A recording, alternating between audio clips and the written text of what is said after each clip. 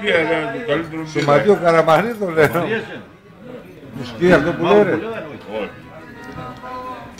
Τι θα λέγα. Γκέι, πιπουριά.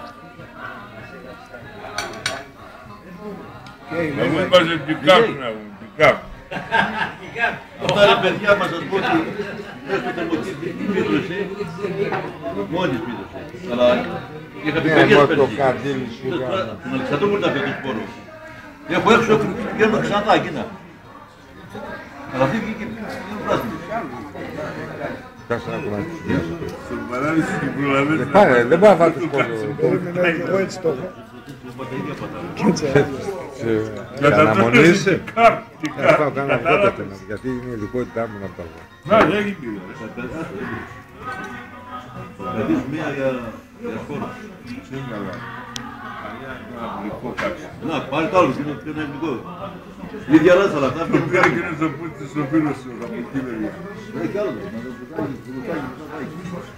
Και έχει άλλη, Πολύ πάνω. Αυτό και εσείς είναι.